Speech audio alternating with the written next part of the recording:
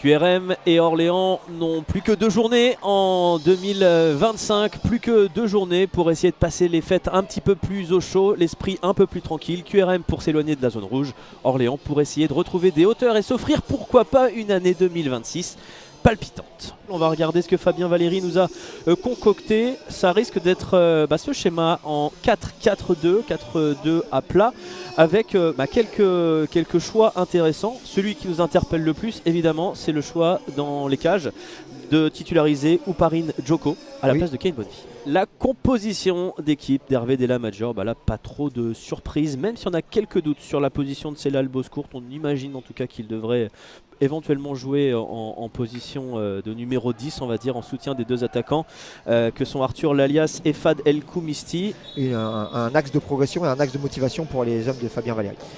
2 mois sans victoire pour QRM, il est temps de retrouver le chemin du succès face à une équipe d'Orléans qui reste sur 2 défaites en championnat. Alors à quoi ça correspond? Quelle est l'ambition? On n'est pas dans sa tête sur le plan tactique.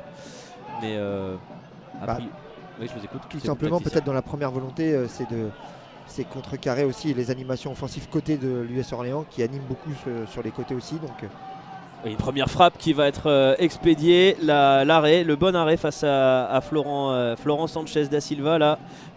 Parfaitement aligné. Vous avez un peu mieux il y a quelques instants sur l'autre angle, en tout cas nouvel appel dans la profondeur. C'est Celal Bozkurt pour l'instant. Pour l'instant, c'est vrai qu'aussi côté Orléans, je ne sais pas si vous êtes d'accord avec moi David, mais on permute pas mal. Un coup c'est Bozkurt qui va faire l'appel, un coup c'est Lalias, un coup c'est El Koumisti, les 3 joueurs offensifs. Il y a énormément de dépassements de fonction. Il y a beaucoup de variations, ouais. Et là la frappe, alors c'est surtout Florent Sanchez qui s'essaye à la frappe. Quasiment tous les Orléanais sont dans le camp de QRM. L'appel qui peut être tranchant si Namakoro Diallo le laisse filer, mais c'est bien défendu. Il est robuste Namakoro Diallo, l'ancien Nîmois, je le disais en début de match, c'est vraiment une des valeurs sûres de cet effectif de QRM version 2025-2026. Il y a une attaque là qui peut s'enclencher, en tout cas du côté des visiteurs, qui peut être dangereuse. La reprise de la tête qui est tentée par Jordan Morel, sans souci pour Ouparine Djoko, mais ça faisait quelques minutes qu'on n'avait pas vu un mouvement aussi limpide. La passe plein axe. Le bon contrôle est là, ça peut être très dangereux, ça peut s'ouvrir justement avec Diliwidi qui va être repris immédiatement. Ça peut profiter à Moujetski, Ismail Bouneb, le petit centre. Et finalement Charlie Jean qui sera le premier sur ce ballon. Qui défend.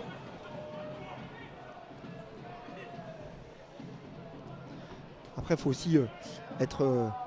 Ça peut enchaîner, je vais vous couper avec Jordan Morel. La frappe peut-être à venir de Florent Sanchez qui se met en position, en tout cas qui retrouve Morel en l'entrée de la surface. Ça combine très rapidement pour les joueurs de QRM. Et la frappe qui va être transperçante. Et le but qui est marqué par Mamadou Sylla qui se permet un dépassement de fonction. On va appeler ça comme ça puisque c'est un défenseur central qui vient ouvrir la marque avec style. Le ballon qui touche la transversale, qui ne laisse aucune chance à Ouparine Djoko. Et sur l'une de ses premières occasions dignes de ce nom dans cette partie, eh bien c'est Orléans qui mène 1-0 et qui va compliquer un petit peu plus la vie des joueurs de QRM.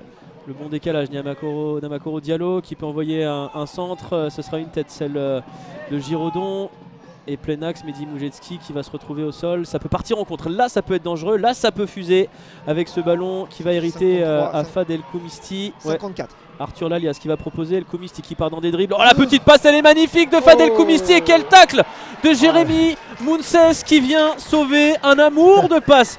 Je parlais de galette tout à l'heure. Là, Florent Sanchez, c'est exactement... Elle est sublime. Au-delà, même s'il y avait eu but derrière, la passe, elle est tout simplement sublime. Et le corner, parce que l'action n'est pas terminée, ça peut revenir à nouveau. C'était Arthur Lalias là dans les airs qui menaçait.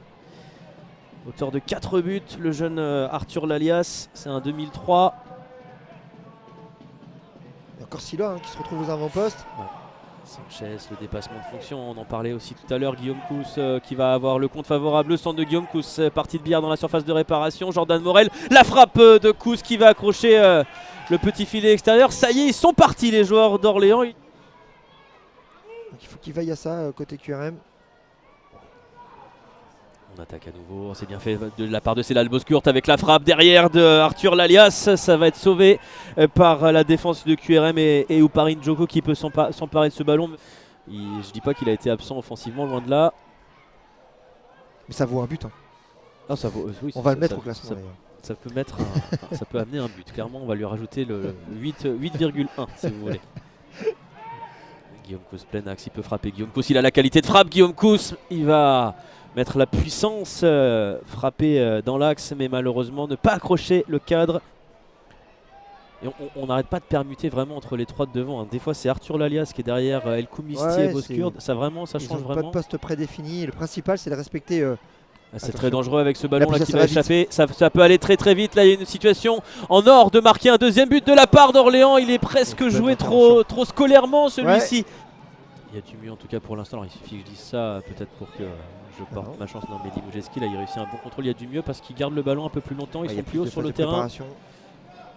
Et puis ils vont à droite, à gauche et ça permet à. Il n'y a rien, attention. Sur Nathanaël Bouekou, ils sont à 3 contre 2. Les contre-attaques là qui vont peut-être fuser. Fadel Koumisti qui s'est mis entre les deux défenseurs centraux. La possibilité de Guillaume Kous pour aller chercher de l'autre côté. C'est là le Bozkurt qui peut se présenter face à Ouparine Djoko qui va s'interposer. Il a agrandi sa surface là. Il a fait rempart. Ils prennent beaucoup de risques, hein. Ils mettent beaucoup de joueurs aux avant-postes.